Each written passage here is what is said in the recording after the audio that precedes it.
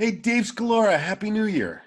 Happy New Year, Mark. Super excited to be in 2021. Yeah, boy, it was a rough run, but real estate turns out did pretty good.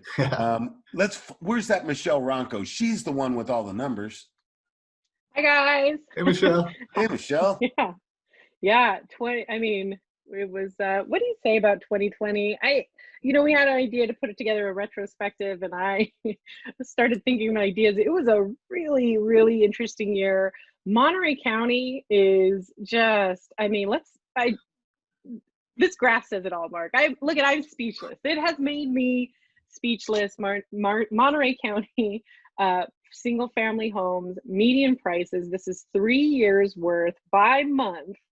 And I mean, just look at the right-hand side of the graph. I mean, ever since May, you would say pandemic or no pandemic. I almost put that on this slide. It started off as a great year and just never really quit. I mean, you'd be hard pressed to say anything on this one, except for, oh, you're poor buyers.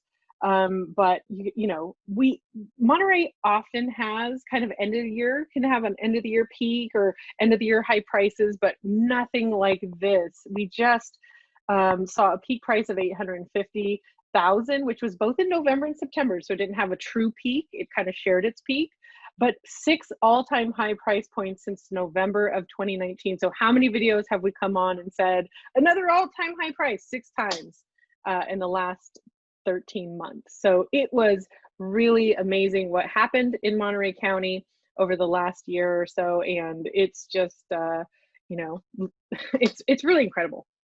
Now, throughout last year, we would talk about, hey, that high medium price is driving that sales volume, but you're going to show us where the number of units played a factor in Monterey as well, right? Yeah, absolutely. I mean, if you have 6 all-time high price points in the last You're going year to or get so, some numbers. Yeah. you're gonna transact a lot of dollars, right? And so here's a look back by month of 2020 and 2019.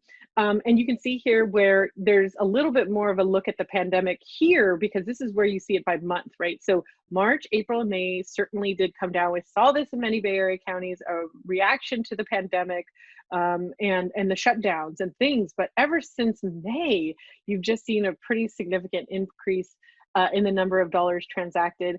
2020 in Monterey County exceeded 2019 in sale volume by 25%, right? So 25%, this is no small number.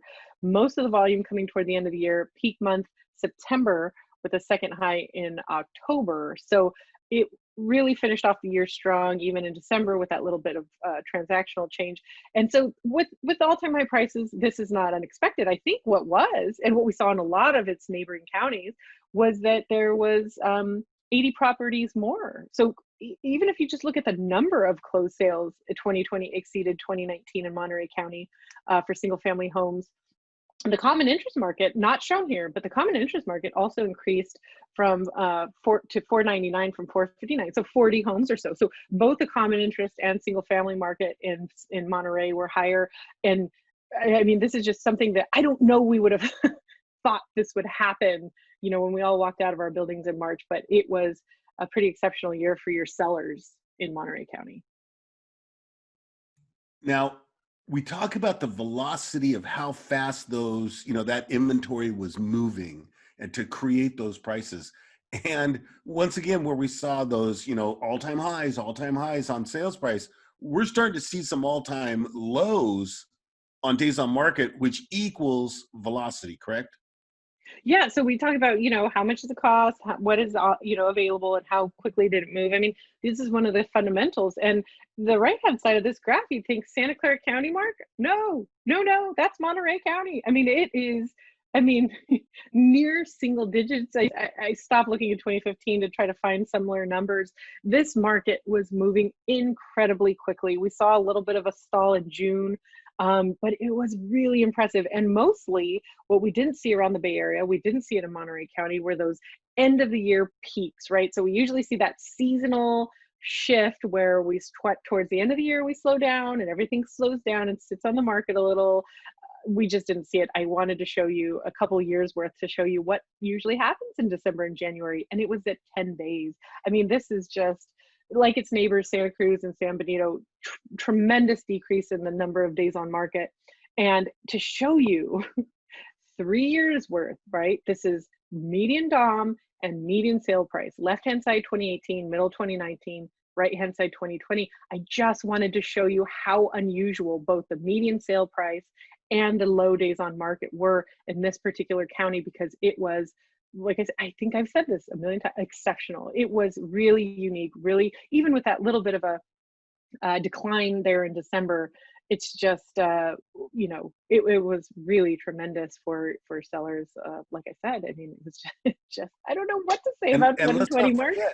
let's not forget that, like Santa Cruz County, Monterey County suffered, you know, some serious hard times with the fires as well last summer in that August timeframe, and yet the days on market continue to go down. Absolutely. No, it was, I mean, there were a lot of things that happened in 2020 I don't think we could have thought would happen, considering, you know. Yeah, we thought it was bad enough already. No, let's add a fire. So inventory. Now, back in January, or you know, late 2019, working into 2020, it was, let's keep an eye on the inventory. Let's keep an eye on the inventory. What happened? Well, that was definitely something that we saw coming. I mean, in 2019 into 2020, we were talking with our partner economist Elliot Eisenberg, and we said, "What's the big story of 2020?" No, he didn't say pandemic. He didn't know, but he did say we got to keep our eye on inventory. If there's nothing to buy, then you lose some momentum, and we all thrive on transactions, and so we had inventory in mind when we started 2020, and we can see here with the left-hand side being 2019 into 2020, we just didn't see nearly as much inventory in Monterey County as we had in the year before. And this is it's all low, Mark. I mean, it's not like last year was great inventory and this year wasn't. No, we just continue to see a decline in inventory, and see that tends to put upward pressure on prices. And we saw that. So you can see that yellow line, median price, with that inventory, which continues to decline. And so you can see how different it was in 2020 from 2019. That certainly has something to do with how the year plays out, and as well as new listings. So this is a new listing graph of the last 3 years, January to December. So by year, 2020 is that blue line, and we see, yep, the pandemic, March, April, May kind of threw it off track. But you can also see that with new listings, Monterey County does not have quite the same curve or the same cycle that we see sometimes here in Santa Clara or on the peninsula, but it does have a little more volatility, and we saw new listings keep pace with years prior. It's just that there was more coming off the market. So as soon as they came on, they came off. So there was a disruption of the cycle, clear delay of the spring market, and then the increased listings coming on at the end of the year, which will change how 2021 starts, because we don't usually see this many new listings in December. But even with those new listings, as you're saying, and even with the prices, all-time high, we were going through that inventory. We were chewing it up. We were selling some houses in Monterey County last year. And you brought some brand new numbers to take a look at. Absolutely, yes. So one of the things is we often talk about DOM and inventory and prices, but one of the things we don't talk about a lot is month supply of inventory. This is a NAR slide, so they call it month supply of inventory. We call it months to sell. You can see it stated a lot of ways. This is how many months you would take to run out of inventory at the current rate of sales. And so this is a NAR slide. They produced it in December. I'm not sure, Mark, if it's single family. I couldn't find it. Someone in Monterey County find it and let us know. But is it single family homes or condo townhome? Is the combination of them? I don't know, but it's saying all-time low, month supply of inventory across the nation. And if you take those numbers and you plot them against Monterey County single family homes, you can see that Monterey County was, at the first half of the year, a little behind kind of the national months to sell. But then in the second half, look at that. We're talking about less than 2 months of inventory in Monterey County. That is super fast. That means you'd run out of inventory in 2 months at the current rate of sales. With no new listings. And so you can see here, to put in perspective nationally, I mean, the Bay Area was just really tight on inventory all year long, no matter how you look at it. It just was kind of one of those years, great for sellers, fewer price reductions. The sale to list price ratio, we talked about this in Santa Cruz County, it was 100% November and December, where it's usually at 98%, right? Stays right at 98. We saw 100% of asks. We heard about multiple offers. We saw that days on market come down. Depending on where you were in the county, you could have different peaks in different months, different sales peaks, different price peaks. So it was all across the board. Gosh, and then like we saw in the rest of the Bay Area, the price per square foot really moved around. Where people were paying the highest price per square foot in certain cities and different areas was really different. So it moved around quite a bit. So 2020, I'm out of breath. 2020 it was amazing. I mean, it was really, we didn't know what would happen in March, Mark. We didn't know what would happen in March, Mark. And it was really, it just turned out to be such a strong year in Monterey County. We'll have to see, you know, what that means for 2021. Well, and I remember as we went through each month of 2020, we would end by saying, what's going to happen next month? Right, because we were just sort of stunned every month with Monterey County, and we certainly have the luxury of looking backwards to put this 2020 retrospective in play to get it all put together. But Dr. Eisenberg, he gets to look forward.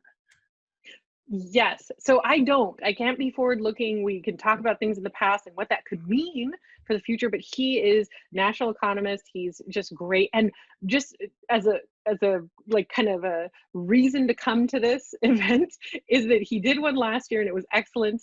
And everything he said was right? So if you're going to donate, if you're going to give up 45 minutes or an hour of your time, Thursday, February 4th, come join us, because he can talk about some of the things like interest rates, purchasing power. He can talk about migration. He can talk about the effect that things will have on the Bay Area, and he can be forward looking. So everybody's wondering what's going to happen in 2021. And we're going to be there 1 o'clock on February 4th. And I think I've heard you say before, right, there's a limit, so you have to come early. Yeah, you know, there's only so much room in that virtual auditorium, so you're going to want to get to this, you know, this show early, get a good seat, as they say. And the other thing about Dr. Eisenberg, he's just a fun guy. He is fun. He is a fun guy. I may even wear a bow tie. Watch out, world. Yeah, we're gonna have to step it up after that one. But I know. No, we are kind of wrapping up the year here, getting people ready for 2021. But I would think we'd be remiss in not thanking our team, putting together a slide here to remind everybody that while it's you and I primarily on these videos, and our guy Dave Scalora that shows up and really helps us out from time to time, but there's a lot of people that help us do a lot of these things. So, you know, Aculist and MLS listings, market data reports, all the content, how we get that out to people, how do we talk to people, it's all there. So we wanted to say thank you to our team, all the people who help us get this done, and also, Mark, to all the people who listen to us, Yes, give us absolutely. 15 minutes of their time every month. You know, we really appreciate you guys, the viewers, listeners, people who listen to this, and we try to do a good job for you every month. Certainly we'll try that 2021. Yep. We're going to be back next month with, you know, starting to look at the new year and how it's starting to form up. But definitely everyone mark down that February 4th, Thursday, February 4th, 1 o'clock. You're going to see a banner there on the Pro homepage, of course, because John Aquino, our communications and marketing guy, he's always so good about keeping everybody informed right up front. So, but a big thank you, as you said, to all the people that really do make this show happen. You and I just get to show up at the microphone and talk. So much work goes on behind us, and huge thanks to all those folks. All right, Michelle, let's put another one in the bag, as they say, and look forward to a brand new 2021. We'll be back in a couple weeks with some brand new numbers for everybody. Thanks, Mark. Thanks, Michelle. We'll see y'all soon. Make sure to check out our Pro Support page for additional videos on a full range of topics. And don't forget to click that subscribe button on our MLS Listings YouTube page.